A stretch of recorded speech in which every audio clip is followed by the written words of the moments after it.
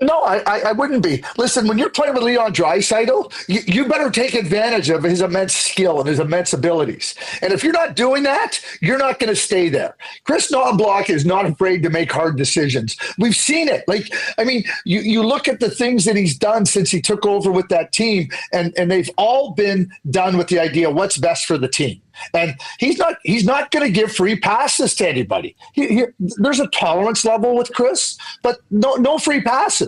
So Jeff Skinner comes in. He's never played one playoff game his entire NHL career. He gets to line up against one of the best players on the planet, and this is what you get in the preseason? Like, maybe they should have put him in the press box. Like Jeff Skinner. Like, get your act together. Is Jeff Skinner? He's been an utter failure through the preseason for the Edmonton Oilers, in my view. You're right. You're right. Like, what should we expect from him? Is he complimentary goal scorer and that's about it, or is there more to the game? Like, yeah, you've nailed it. That's exactly what he is. It's exactly what he is. Like, why do you buy out a player like him? Like, the thing about Jeff is, and Jeff's shown a real ability to score goals, right? But he's not a frontline player. He's not a frontline player. He is a secondary player, a complementary player. And then, now think about this. How many secondary complementary players get to play with one of the best players on the planet and do nothing? Got to have some patience, though, don't you think? Like, into the regular season. He's been an NHL player for 10 years. Patience. Give me a break. Patience. You know what? No. He got bought out. Like, he just got bought out. Like, if that's not motivation enough, oh, yeah. And you get to come to a top team playing with a top player, and this is what you give me? Like, seriously, surprised. I'm not surprised one bit. Jeff Skinner right now, it's up to him. Stand in front of the mirror and say, I need to be better, a lot better, to be able to help this team be competitive. Because, again, like I said, it's been an utter failure watching him play in the preseason. Woo, I love it. You're fired up today. Let's keep rolling. The Oilers lose. I get fired up about. You know what I get fired up about? I get fired up, and you guys know this. I don't make excuses for players. You know what? I'm not sitting here like if he was a first-year player of junior hockey or he had 1 year under his belt, I'd be more forgiving. No darn way with his experience and coming into the situation he came in, and this is what you get. Sorry, no tolerance from me. Getting a juicy spot. You're right. I mean, landed in a really, really nice spot coming off of the buyout. So, hopefully he can make the most of it. Raphael Lavoie, wanted to get your thoughts on that. Raphael Lavoie yesterday had his best preseason with the Oilers. His other preseasons hadn't been great. It's not like he lit the world on fire in the preseason, but he did look better than he had in years past. He gets claimed by Vegas. Full-blown meltdown from the fan base here yesterday when that news broke. Your thoughts on Vegas decided to take a claim on Raph Lavoie? I think it speaks to Vegas, taking a chance. Nothing, a player ends up on waivers. You take a chance. The price tag is good with respect to his contract. He's shown ability to score. Vegas, they picked up Cole Schwint from Calgary as well, adding some size into their lineup, trying to add some elements into their group. Let me be clear here. I won't be surprised one bit if both Cole Schwint and Raphael Lavoie don't return to the Calgary Flames and Edmonton Oilers organizations in the next few weeks. And I have no problem with, I think what Vegas is doing, I think more teams should do that. Take a chance. If there's something there that appeals to you, see if a new situation can get more out of them and they can help your team. And if not, nothing ventured, nothing gained. And that's how I see them. And, Raphael has been a good goal scorer, coming up and the promise on him. But again, this is how it works in terms of waivers. But for Vegas to pick him up, we'll see. We'll see we'll see what ends up happening. But like I said, I won't be surprised if Raphael Lavoie returns to the Edmonton Oilers fold. Who's the biggest challenge, you think, to the Oilers in this? Just to start in the division. Vegas, Vancouver, somebody else? I think it's Vancouver. Okay. Just the way Vancouver's built. Vancouver has really good offensive players, really good up front. They have a good goaltender, and Demko. Silas was really good for the Vancouver Canucks when Demko went down last year. So I'm not just saying it's about Demko. I think Silas is a really good goaltender. they got length and size on the back end. You have Soucy, you have Tyler Myers. Those are big, long players that make it hard to play against. They're bigger on the wall, and when you get into the hard games, and I'm not talking in November, I'm talking about when it matters. And I think that we saw it took the Edmonton Oilers 7 games to get past the Vancouver Canucks last year.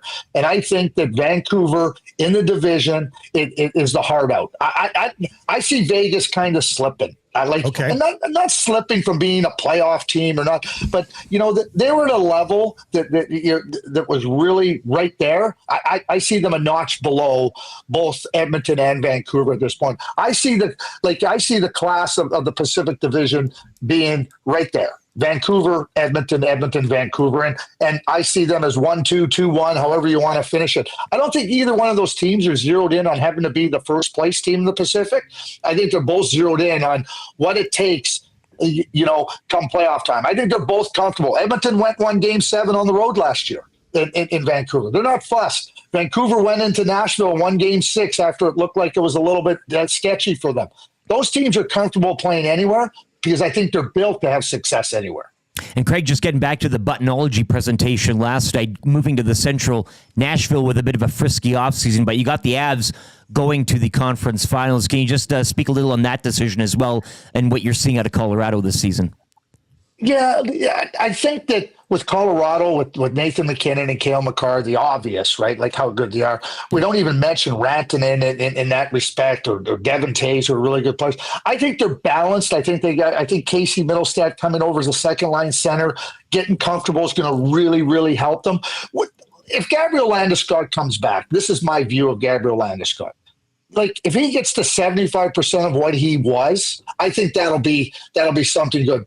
He's been out for 2 seasons. It's really hard, to come back from the type of injury he has and perform at a level.